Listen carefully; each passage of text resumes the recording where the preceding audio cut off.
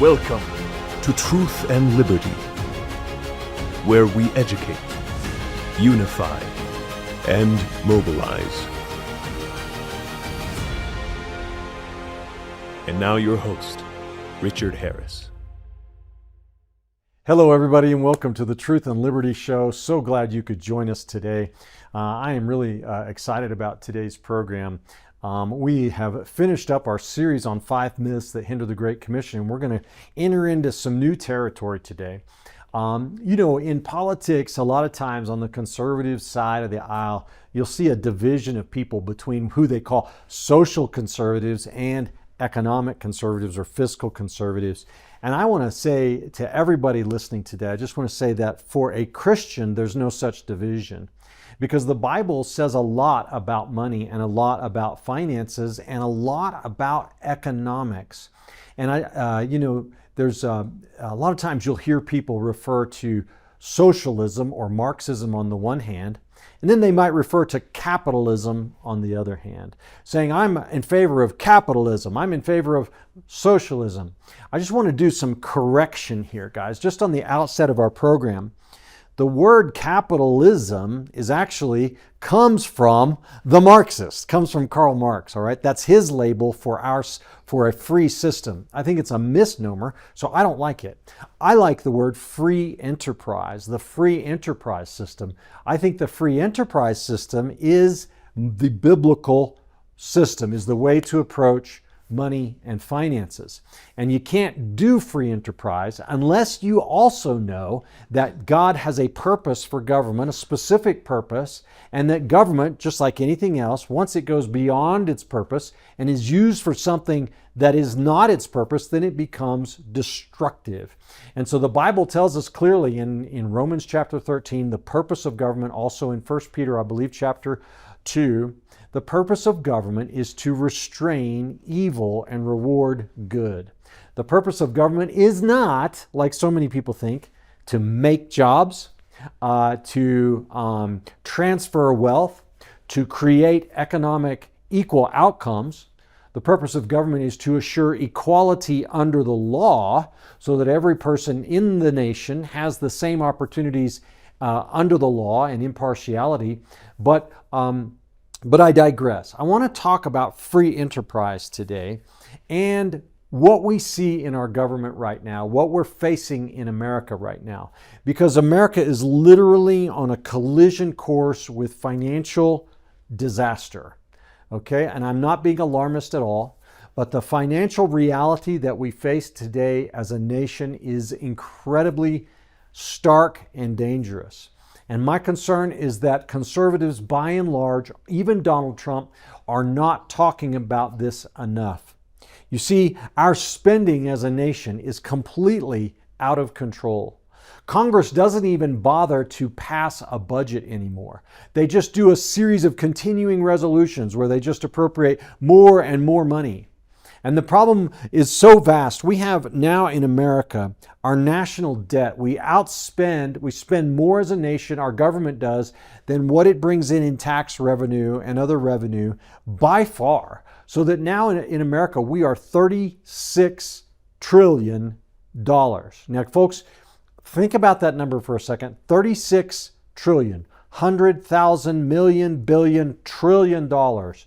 $1 trillion is so much money that it is almost beyond comprehension to think about how much it is. We spent $6.13 trillion, the federal government did in 2023, and incurred a deficit of $1.8 trillion. We spent $1.8 trillion more than we took in. Since I believe it was in 2016, the national debt of the United States was approximately $16 trillion. It was roughly half of our gross domestic product. It had risen sharply under the Obama years, but it was still only half of our gross domestic product. Since 2016, our national debt has more than doubled. That's only in the last 9 years, guys. Our national debt has doubled. It's now $36 trillion. We are borrowing basically $1 trillion every 4 months at this rate. And this, I would submit, is unsustainable. And our money supply, we have printed so much money. Our money supply is glutted in America. And we've done that in order to pay for government programs, COVID programs, redistribution of wealth programs, wild-eyed, crazy, stupid, foolish, environmentalistic programs, all built on lies. Our inflation rate in the last 4 years, the cost of consumer goods in America over the last 4 years has gone up 21%. The way you need to think about that is that every single one of us has taken, under the Biden administration, we have taken a 20% pay cut, right? So if you're out there today and you make $50,000 a year, you made $50,000 a year in 2020, if that's still the same today, then you're really only making $40,000 a year. A 20% pay cut just because our politicians can't say no. And the people of this nation are so accustomed to government support, government handouts, and government being the solution to everything that they want their politicians to spend money. They don't want their politicians to cut frivolous spending. And so they keep on doing it, and we are headed towards a cliff. Mortgage rates, let's talk about that in a second. Or let's talk about that for a second. What's a mortgage rate? That's the rate that lenders charge when they loan money for you to buy a house, okay? And you take out what's called a mortgage. The interest rate on mortgages now is at 6.5%. For the last 2 to 3 years, it's been over 7%, up to 7.677 even percent. Did you know that because of the elevated mortgage rates, on a house of median price in America today, if you're a new homeowner, your mortgage payment will be twice what it was in 2019. Twice, just because of the increased mortgage payment. But then you add to it also because of inflation that the housing prices in America have absolutely gone through the roof. In the fourth quarter of 2020, so that was, at the time of the last presidential election, the median, that means the middle of the road, price for a house in America was $396,900. As of the second quarter of 2024, this year, the median price for a house in America is now $501,700. That's an increase of 25%.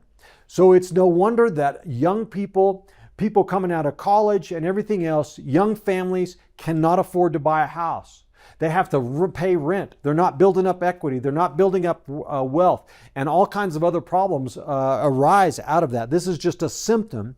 And I think it can all be traced back to our failure as a nation to follow biblical principles when it comes to finances. And the very first biblical principle is free enterprise, private property.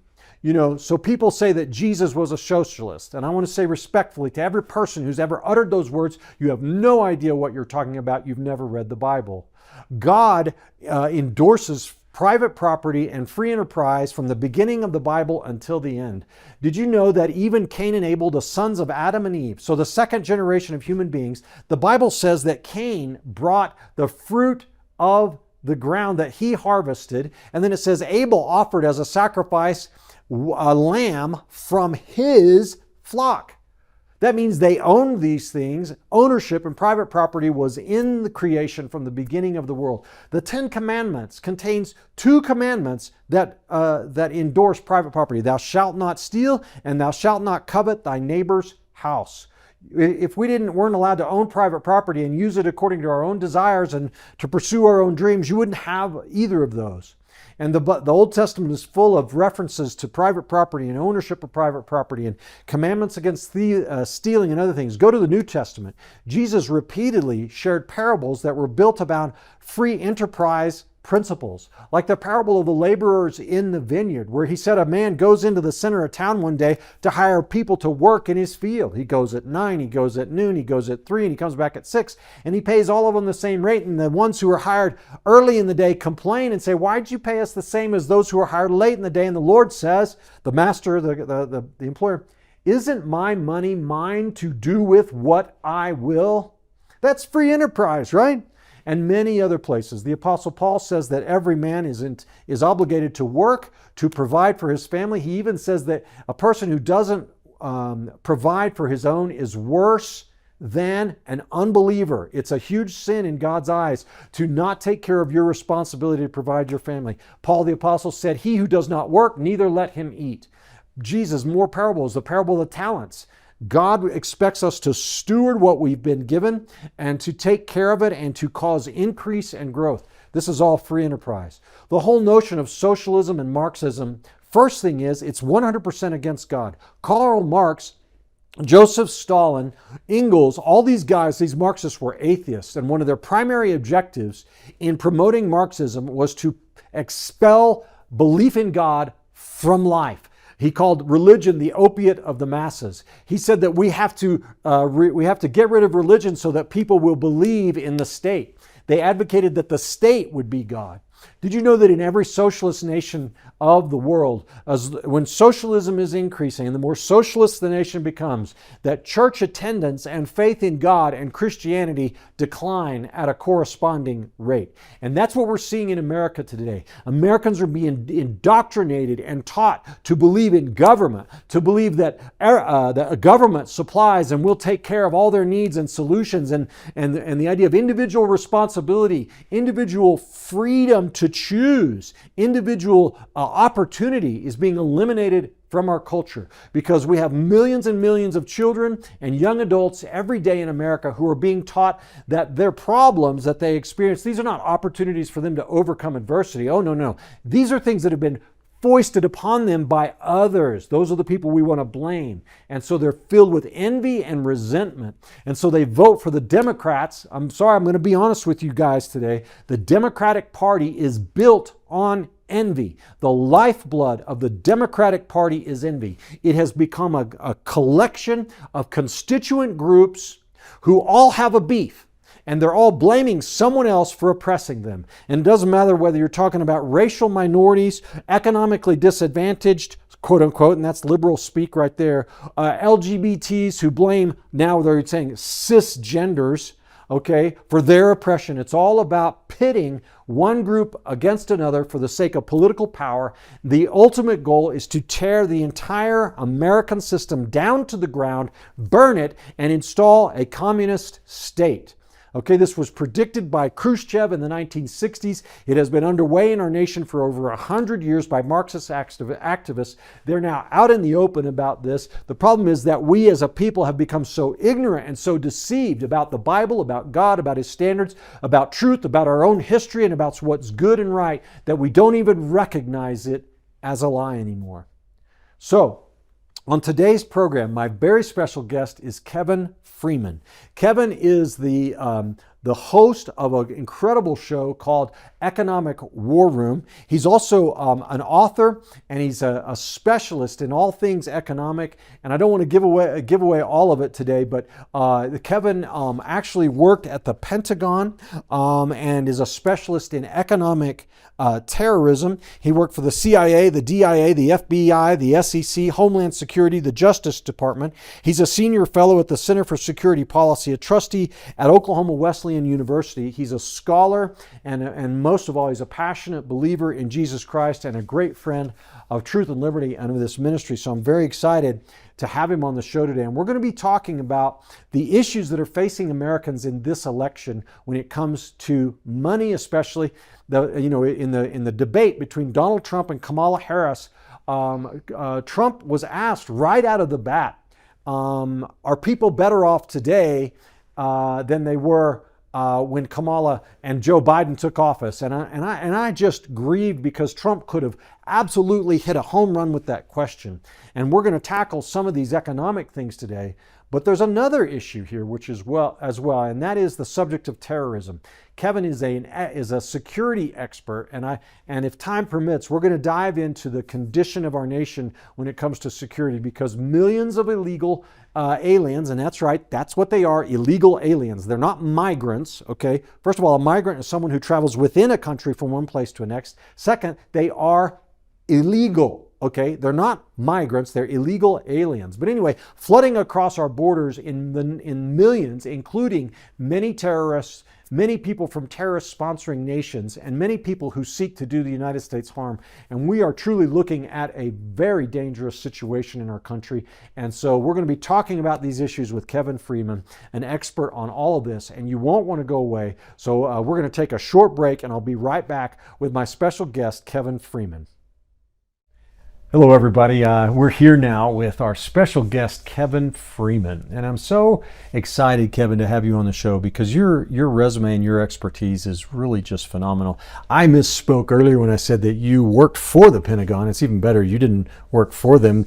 You were a consultant. So, I was contracted as a consultant. That's correct. And, but with all of these intelligence agencies and organizations and so on. They sent me to meet with CIA, DIA, NSA. I met with a lot of different three-letter agencies, FBI. Yeah.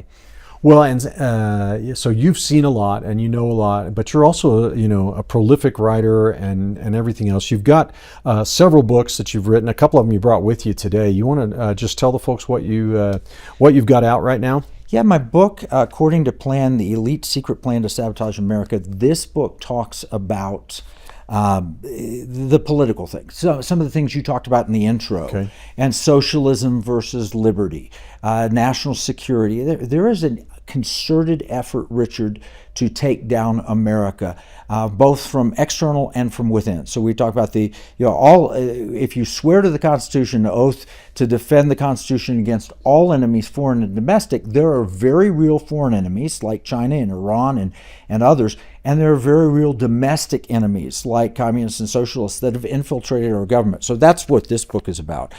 This book, Pirate Money, which is my most recent book, it's called Discovering the Founders' Hidden Plan for Economic Justice and Defeating the Great Reset. And it talks about the money that's failing in America.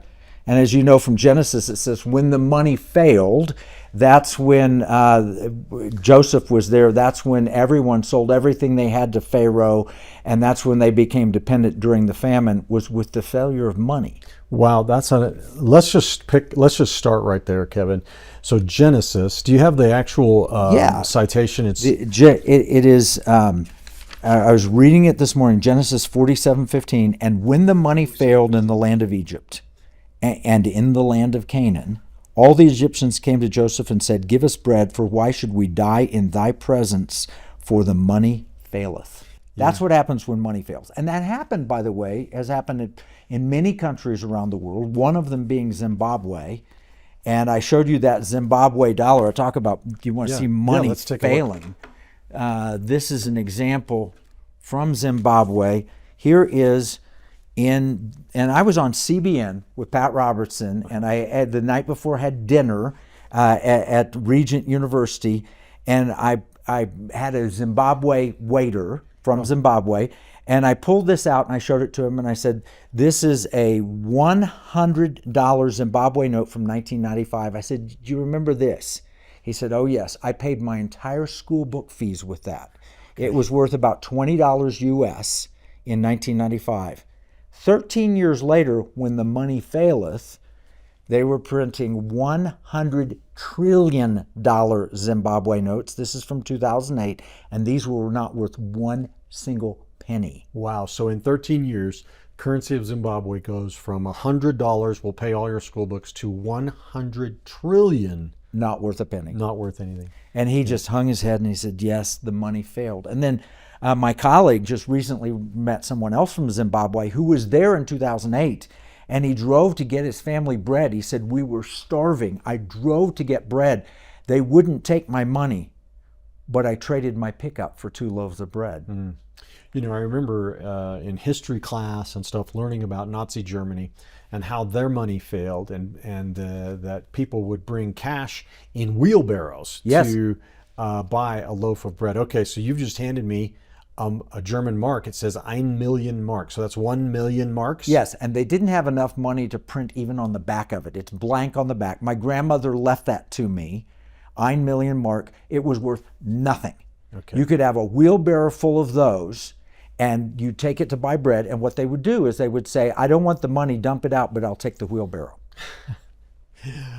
Well, which is what happened in Egypt. Okay, that's what happens in Egypt, and so this is obviously not something that is like unheard of, right? It happens. And what causes money to fail? Bad economic policies. Okay. Socialist policies. The kind of policies that I've got to say the Biden-Harris administration has started, where they had the Inflation Reduction Act, is what they called it. She was the tie-breaking vote. The vice president was the tie-breaking vote on the Inflation Reduction Act. And what it did was unleashed massive amounts of federal money printing that ended up with inflation jumping 20-25%. You mentioned housing prices, that big jump. We have $35.6 trillion of debt today. When I was in the Pentagon warning about this, we had $10 trillion of debt. Yeah. $10 trillion debt. What happens when you print all this money? Do you know? Well, what it does is it devalues the money. It's the law of supply and demand. When you print more money, you have a less value to it because you have an excessive supply. If you have too much milk, milk prices go down. If you have too many autos on the lot, car prices go down. If you have too much money, money prices go down. The value, the money begins to fail. And the policies of the Biden-Harris administration are taking us toward bankruptcy. Now, Trump wasn't phenomenal, but he wasn't nearly as bad as what we're seeing today. And now she's offering house prices are too high. So what does Kamala Harris say? She says, we're going to give everybody $50,000. Well, where does that come from? They're just going to borrow it. And who's going to loan it to us? In 2008, the Chinese held 12% of our outstanding federal debt, $1.2 trillion out of a $10 trillion debt. You know what they hold now out of $36 trillion? I'm going to guess it's 15. No, they hold 800 billion out of 36 trillion. Okay. They hold a tiny amount and it's getting smaller. In 2008, is that because we're not credit worthy or because we've done something to it's because protect of ourselves? This, according to plan in 2008, when I told the generals and admirals in the Pentagon economic warfare was upon us, they said China would never do anything to hurt us because they're our banker and they own so much of our debt. And I said, watch. They will start dumping the debt over time until it wouldn't hurt them if we failed. So when the money faileth in America, they're not going to worry because they only hold a pittance compared to what they used to hold as a percentage in percentage terms. So yes, I have 5 undeniable truths that I talk about. The first one is our debt path is unsustainable. The second one is other nations see our currency and they want to remove our currency as the reserve currency. They don't want to buy our debt anymore. The BRICS nations, there are 34 BRICS nations now, Brazil, Russia, India, China, South Africa, Saudi Arabia, and a whole host of others that don't want American money as the reserve currency of the world. And if they stop buying our debt, the only 2 buyers that will be left will be the American public, and we're cash strapped. How are we going to buy all this debt?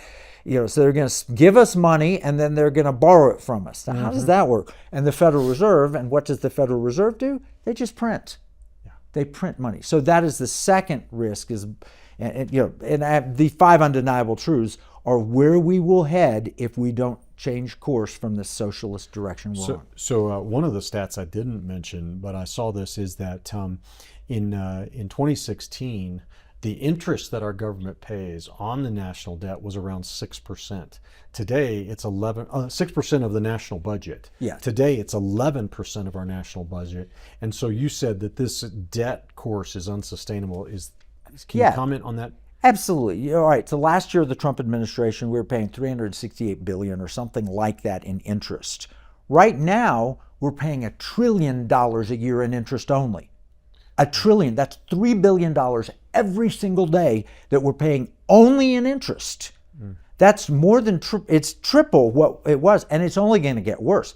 Just imagine as an American household, and you're like, "Hey, Citibank has offered me a 2% credit card. I'm going to take that." And you take it, and then you say, I need a new suit. We need to buy some more clothes. Let's fix up the house, and you put it all on the credit card. And then when you max it out, then all of a sudden Citibank sends you, your teaser credit card interest is over. What was 2% is now 20%. And you're like, I'm bankrupt. There's no way I can. That's what our federal government's doing right now. We are in a debt spiral where interest rates will go up when you have 40 trillion and 50 trillion. According to the Congressional Budget Office, we will have $100 trillion in additional deficits on top of our $36 trillion in debt today. People can't fathom how much money that is. That is impossible to pay back. It is a multiple of how much we produce in an entire year. It becomes an impossible statistic. Well, if we don't get off this debt path trajectory, the money will fail, and that will create poverty. It will create hunger. It will create, America will fail. Well, so Kevin, right now, I don't hear politicians on either side of the aisle talking about any serious plan to pay down the national debt. Where are we on this in this crisis? Okay, so the Trump plans, I've seen, Stephen Moore has done a comparison. The Trump plans show the increase in debt, and they put red markers for it increasing, and it's terrible. If I were sitting here and saying that's our only option, I'd say, that's really not good. We better get a hold of this in the next 3 or 4 years, or we're going to be in trouble. But then you put the Harris plans, and this was before she said $50,000 to every first-time home buyer, and we're going to forgive student debt. And we're all those things she's trying to buy votes with. That makes it impossible. We become bankrupt instantly. I mean, that is January, February, March next year in a Harris administration, and you've got, we're financially running for the hills. That's why I wrote this next book, which is the founder's secret plan to get us out of it. At the state level, where they make gold and silver transactional currency again, where you can go spend gold, go spend silver, and buy the goods and services you need. So the money that doesn't fail is this gold doubloon and this silver Spanish mill dollar. Yeah. That would be money that won't fail. Well, let's get into pirate money in just a minute, because I think we need to lay some foundation there, historically and otherwise. But so Trump's got a plan, and it's not ideal. It's not ideal, but Kamala's is absolutely disastrous. Is that what you're saying? Yes. And so Trump's plan is we've got a cancer, but it's a slow-growing cancer, and we've got time to adapt to it, to use the chemo or whatever. Her plan is we might as well drink poison. So I've been hearing, and I know you've heard this too, but especially Republicans who've been trying to justify excess spending over the last 30 years often say, well, but it's still only a percentage of our gross domestic product, so it's okay to live off this borrowed money because our economy's growing faster than our debt, and so we're okay, or at the same not in pace. any way growing faster. Our debt is growing much faster than our economy. Well, now it's 125% of our gross domestic product. Right. Whereas it used to be 20 and then 50. Do you remember 10, 15 years ago when Greece had the Greek problem and they nearly failed, and the IMF came and put draconian controls on Greece? That situation then was better than ours is today. Wow. Okay. So the IMF would show up. If other nations weren't in debt problems, the IMF would be showing up and bullying us now. That's what the BRICS nations want to see happen. Okay, so what's this BRICS thing? We hear about it every now and then again, and reserve currency. Can you explain that? All right, so when a nation produces debt like we do, the question is, how do other nations treat that debt? So if you're in Brazil or China or in any other nations of the world, and you happen to have a positive trade balance, you happen to save money, your central bank is going to accumulate reserves, what are you going to hold those reserves in? Well, sound as a dollar. We'll put them in U.S. dollars. We'll buy U.S. Treasury bonds and bills, and that's what most of the world has done. And about half of the world's reserves right now are U.S. dollars. That's down from about 70%, but it's good to hold dollars because until recently, if you wanted to buy a barrel of oil, let's say you're manufacturing in Brazil and you need energy and you're going to buy a barrel of oil, you would have to go buy that barrel in dollars. So you would convert your currency to dollars, buy a barrel of oil, and bring it home to do your manufacturing. Or if you're going to buy something in China as the reserve currency, in Brazil, they would go and they'd convert their currency to dollars and they'd give the Chinese dollars, and the Chinese would then convert them back to their own currency. Well, with the internet and with modern technology, you can disintermediate that. That means, why do they have to convert to dollars to exchange? Maybe I don't need to hold so many dollars on my books or in the bank. Maybe I can hold Chinese yuan or my own currency. So the reserve currency enabled us to have these big debts because there was always somebody out there to buy the debt. What if they stopped buying the debt? Then we have to sell it either to the U.S. public, which we're already cash strapped, or we sell it to the Federal Reserve. And how do they buy it? They print money to buy it, which is just going to it's spiral going to us create down. inflation. Bottom line is you lose the reserve currency state. I'll tell you, the last nation that lost reserve currency was the British. The British pound. And it was, it used to be pound sterling. It used to be the sun never sets on the British Empire. And that was true until the dollar displaced it. But we did it in a friendly fashion until the 1950s, where we started saying, hey, you Brits, you owe too much money, so we're going to control your foreign policy. Well, we're going to go take the Suez Canal back from Nasser. And Eisenhower said, no, if you do that, we'll dump the British bonds. And so they said, okay, the Egypt, they own the Suez Canal. Even though the French had built it, the English were operating it, we forced them to back off. But we're a friendly nation, right? Mm-hmm. And then along comes George Soros. And in the early 1970s, he says, I'm going to break the Bank of England. George Soros made his first $1 billion going against the British pound, and the British pound hasn't gotten close to the world protected status since. So if the United States dollar is no longer the world reserve currency, basically America's influence around the world will be devastated. Is that right? That, and here's another outcome, is, your dollar will buy everything manufactured 100% in America, and it'll be just fine. But if you happen to buy anything that's manufactured anywhere else, I mean, you can go to Walmart and decide what percentage of what you're buying is manufactured elsewhere. Yeah, you're going to be in desperate trouble because the dollar will lose value. Okay, and this BRICS thing it's a new effort by America's adversaries to assemble a coalition of nations to replace the dollar as the reserve currency. Is that right? Our dollar has been dying a very slow death since, well, I showed you this earlier. If I can find that other gold coin that I had, there it is. Yep. This was a Federal Reserve note printed in, I think this is 1920s, from the Federal Reserve Bank of St. Louis. It looks remarkably close to a $20 bill today, right? Mm-hmm, right. And it said it was redeemable for lawful money at the United States Treasury. But this is it's got Andrew Jackson's picture on it. You could go spend this today. It's a collectible, so you probably wouldn't want to because it's a conversation piece.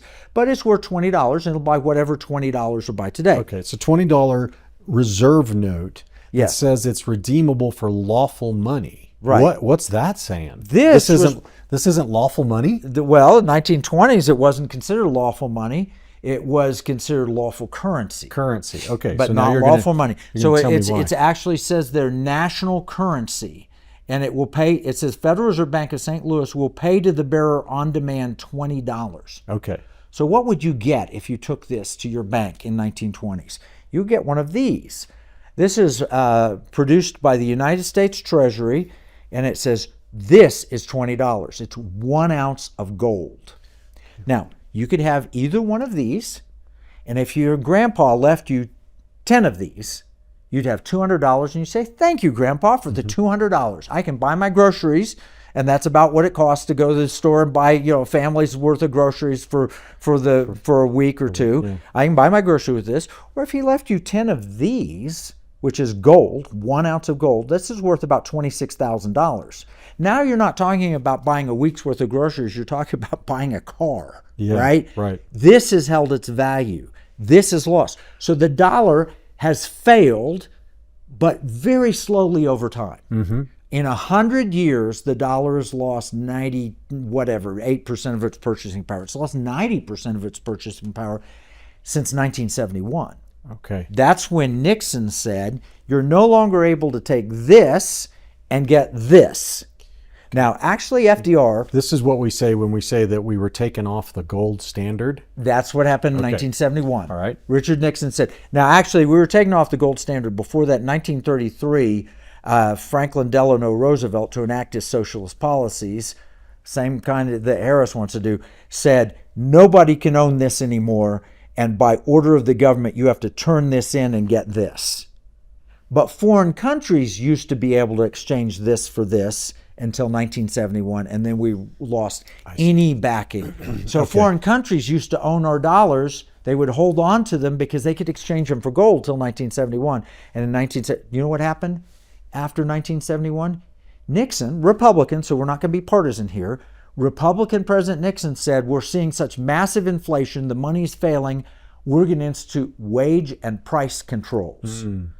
That sounds a little familiar. Harris just said that. Yeah. She just said that, you know what, we're going to put price controls on because these people that are gouging at the supermarket.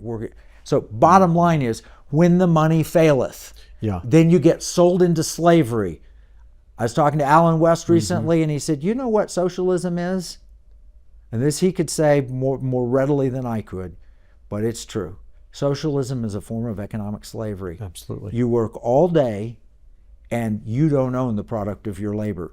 And he said, how is that different from the African Americans here, where they would work all day and the master owned the product? Right. There's no difference. Well, so this spending, out of control spending, will lead us to slavery. And is this just immoral recklessness, or is there a deeper plot going on, and that has been going on? It's according to plan. This is the intention to take America down. All of the things that you've talked about, whenever you talk about critical race theory, it's a communist plot. And it's not designed to make us all equal. No. It's not never, Tim Walz would say, you know what I love about socialism? The vice presidential candidate, the governor of Minnesota. You know what I love about socialism? After he visits China and comes back with a little red book, he said, what I love about it is in China, everybody's equal, and it's just about sharing. Socialism, both of those quotes of what he taught to students.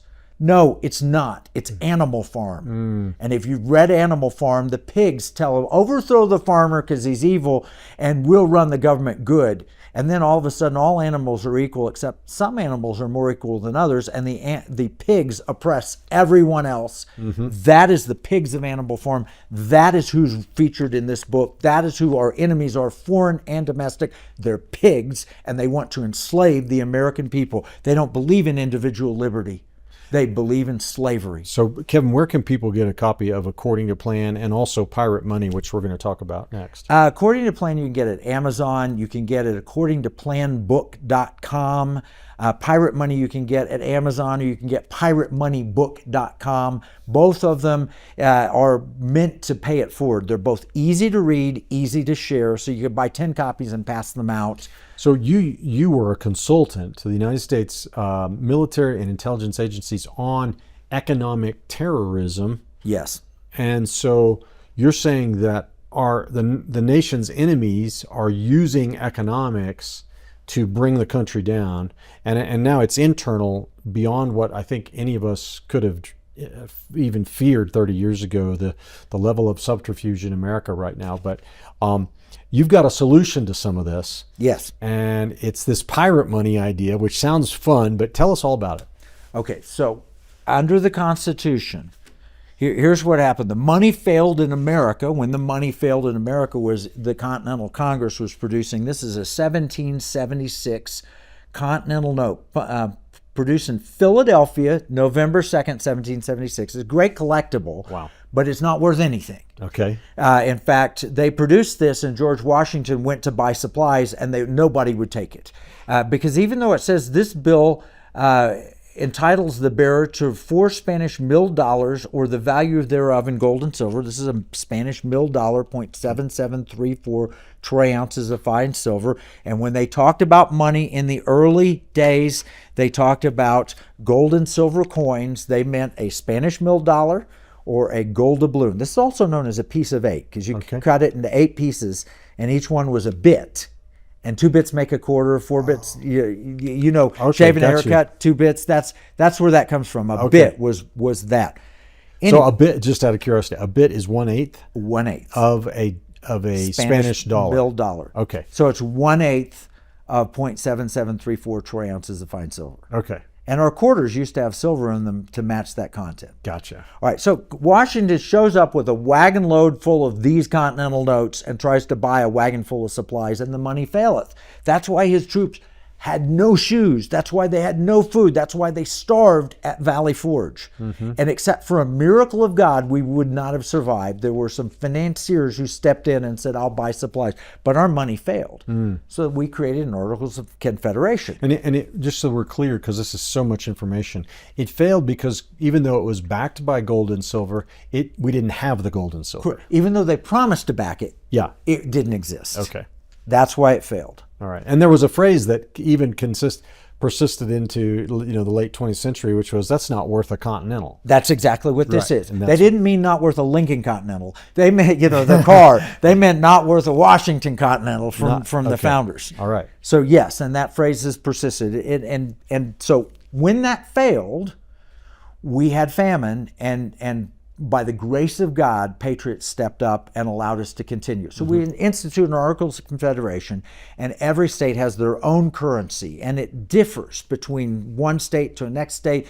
And so there was no good interstate commerce. Well, I don't want your North Carolina dollar. I want a New York dollar. And that was confusing. So our founders created a constitution when the Articles of Confederation failed. And in that Constitution, Article 1, Section 10, they said that the federal government can coin money, not emit bills of credit. This is a bill of credit. It's not mentioned in there. This is a bill of credit because we will pay you upon demand. I remember $20, not a bill of credit. So it says, Article 1, Section 10, no state shall, it cannot enter a treaty, alliance, or confederation, grant letters of marque and reprisal, coin money, emit bills of credit, or make anything but gold and silver coin a tender in payment of debts. The only thing a state could make as lawful money was this: gold coin, gold doubloons, silver coin. So if I heard you right, now this is Article 1, Section 10, you said. Correct. Constitution. A state cannot coin money, but Correct. it can make gold and silver coin lawful tender. The reason a state can't coin money is because they don't know what the metal content, precious metal content, will be of that coin. For example, in Rome in 68 AD, a Roman denarius was 95% silver, and they were thriving.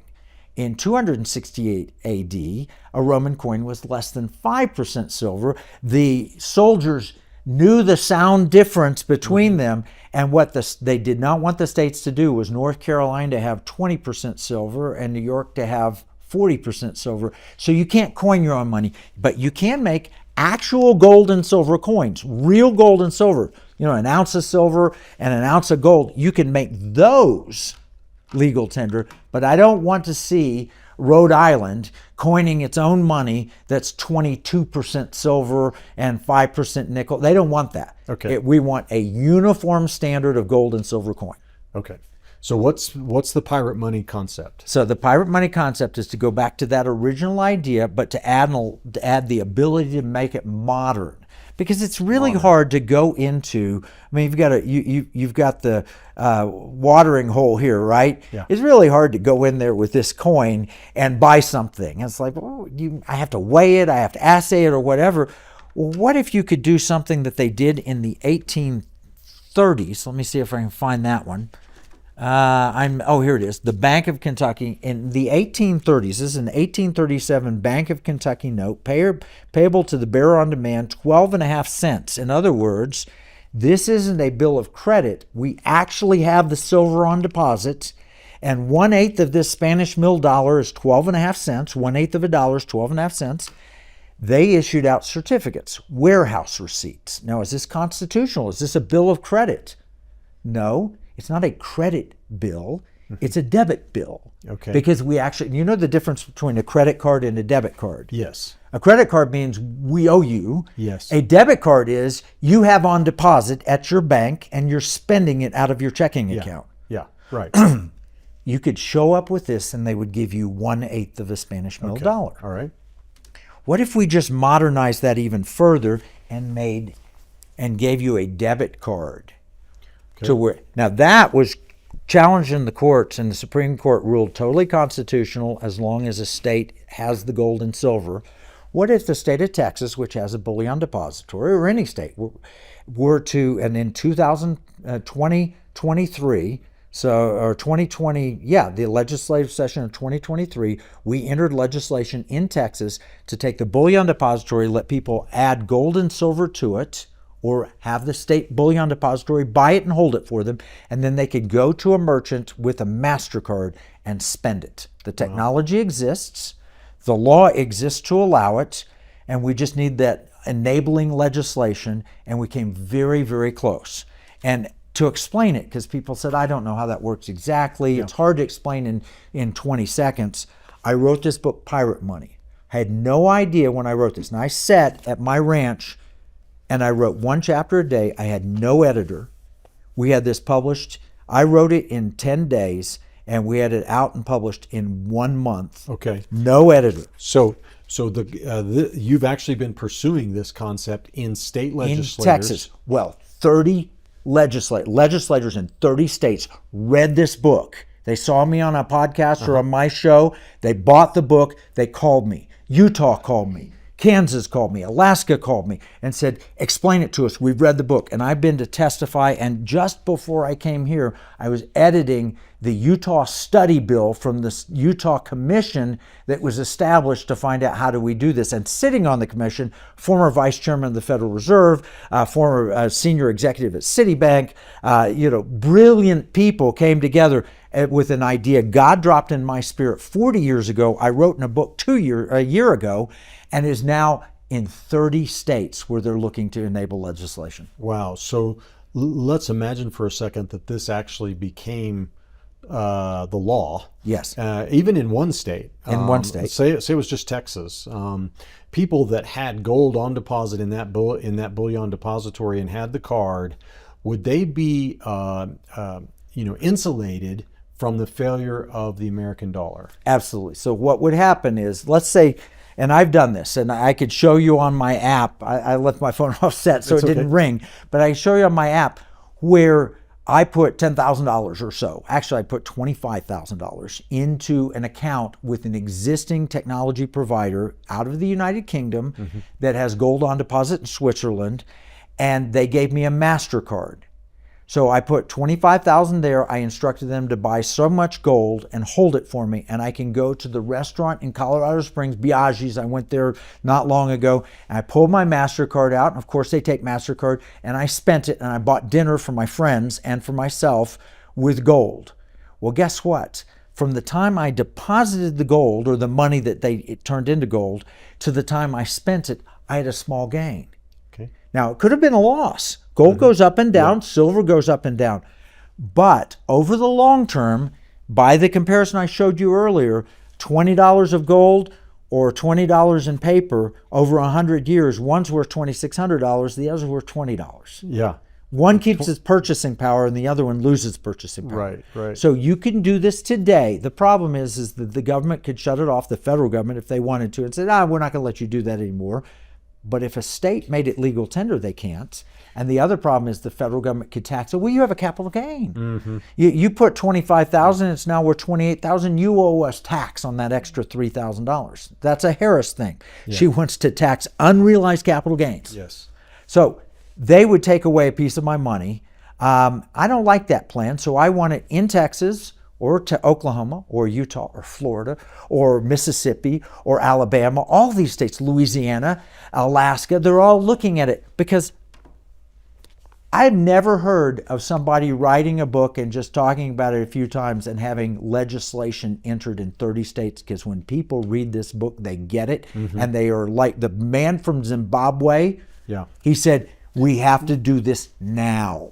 Okay, so is there legislation? Here we are, it's late October, so a lot of state legislatures are not in session right now, but is there legislation pending anywhere where people can call and say, hey, I want you to pass this bill? It will be entered again in January because all the legislatures shut down because we have an election. But some legislatures, like Utah, have ordered a study to look at this. I testified in the Senate study in Oklahoma. Louisiana's doing a study. So they're laying the groundwork to make this available to where instead of being paid, like you could pay all the Andrew Womack employees, they could say, I'd rather be paid in gold. And you could pay them in gold. They Andrew, could are you hold it in listening? gold and they could spend it. Yeah. And all the donors could donate. Because if we enact a central bank digital currency, and I'm Right, sure that's- you've talked about this, Yes. if we enact it and you get that from the government, they could turn your money off. I want to donate to Andrew Wommack. You're sharing the gospel. I want people to get saved and get healed and get delivered. So I'm going to give to Andrew Wommack Ministries. And the federal government says, no, your money is not allowed to do that. Right. Because all you're that's- hate speech. Yeah, exactly. Hate speech, or the ESG and all of that stuff, where they've already started this, trying to control the people's conduct by restricting their access to goods and services. Cindy Jacobs, she's a beautiful Christian woman that teaches and preaches. Cindy Jacobs, when she read the book, she said, this is God's financial ark to save his people. This is where God's people can go and put their money that the federal government can't mess with because it's state money. Well, Kevin, we're down to our last 10 minutes. So people can find out more about this by buying a copy of Pirate Money. If we don't have the website, can we put his website up that has that? And then also your website. They follow you on this. I know you've got lots of articles on the subject, and your podcast and your show. Can you We tell have us a where to radio find that? station, Pirate Money Radio, that airs on American Family Radio. It's a Christian radio network, Saturday mornings, 10 a.m. Central, Pirate Money Radio. Economic War Room, which is that's piratemoneyradio.com, economicwarroom.com, where you can just keep up with all the stuff that I did with the Pentagon. piratemoneybook.com, you can buy the book, pay it forward, and we'll give out copies. And according to planbook.com, and all of it hinges. Go to economicwarroom.com and sign up to get our free battle plans, and that'll connect you to all of our resources. One-stop shopping. Okay, well, that's just awesome. I wish we had all day to sit here and talk about all this, but before the show, we were also visiting about terrorism in general and some things. And I thought maybe, you're a national security expert as well as economics expert. And the border crisis, the open border, if you will, that Joe Biden and Kamala Harris have allowed to happen is putting our nation in severe risk. Can you talk about that some? You combine the Afghanistan withdrawal, where we left all our friends hung them out to dry, that were the Afghan people supporting America. At the same time, we left $80 billion worth of equipment. We probably left classified secrets on servers that were left there. And we've sent millions of dollars to the Taliban, including $239 million. I think the Inspector General report just said that we accidentally sent them. And they have been training 21 different terror groups. I was listening to the Sean Ryan podcast. Sean Ryan is a Navy SEAL. He had Scott Mann in, who was a Green Beret. And they were talking about all the money, all the expertise that we left there, their training. And then they said, now you combine that with an open border where we know we've captured hundreds of known terrorists that we've captured. How many thousands got past us? We know 13,000 some criminals, murderers are at loose in the United States. There could be 100,000 terrorists, foreign mercenaries, Chinese military, at least. Well, 20 million people entered the United States through that open border. There could be 100,000 people. So the question they asked, which is a fair question, what happens if we have an October 7th?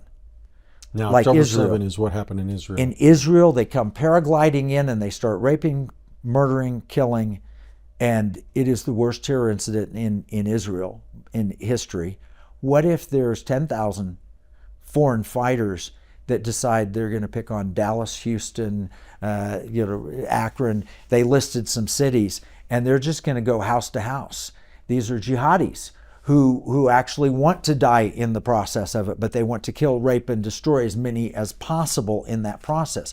What happens if they do that on election day? What kind of chaos could they sow? And our local sheriff's departments, our local police departments, they're not ready to handle 1,000 people attacking at once. You saw the Capitol overrun with the greatest police force in the world as the Capitol Police Force, and you have enough mob of people, and it's very difficult to deal with. Now, they should have shut the doors. They should have left the barricades up. They shouldn't have invited people in. But if you have a mob of people that is going house to house in Dallas, Texas, or Houston on election day, what kind of chaos would that sow? And so we're getting lots of chatter from the people who still have contacts with the Afghan eyes and ears. Our government agencies are cut off.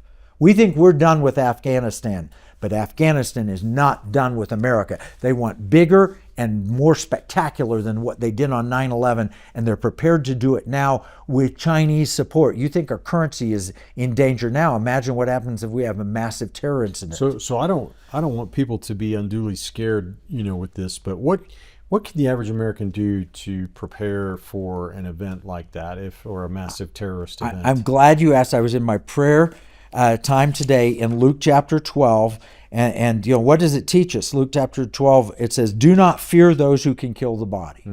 First thing is, don't be fearful. So when I covered this, we went straight to Psalm 91 and pray Psalm 91 over your family, over those around you, and so forth. And it says in Luke 12, it says, don't store up and trust in your own riches. Don't store up gold.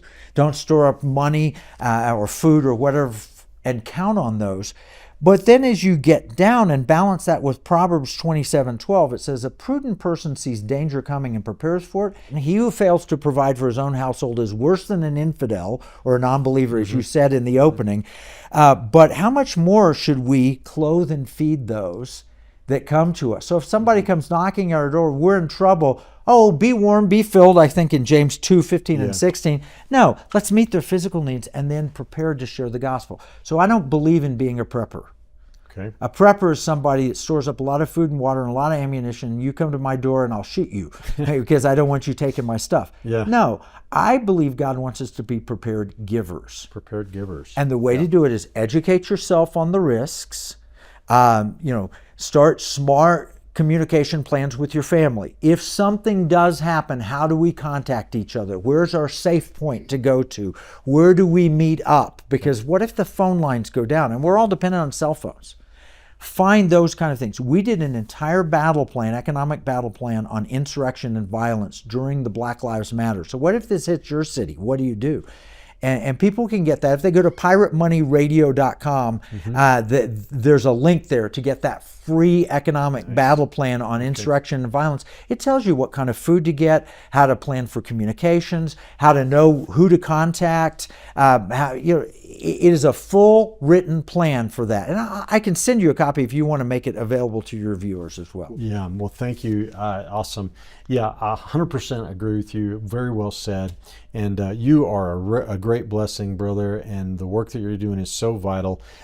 Folks, again, go to Kevin's website, if we can put that up one more time. Get a copy of According to Plan and a copy of, let's see if we can get that on camera here, and Pirate Money. And get yourself informed, get yourself equipped, and let's exercise our rights and the authority we've been given as American citizens and vote according to the biblical standards, both economic and social and everything else, this election day. And also encourage everybody to vote early. Don't wait till election day. That was the wrong strategy, and it actually makes us more vulnerable.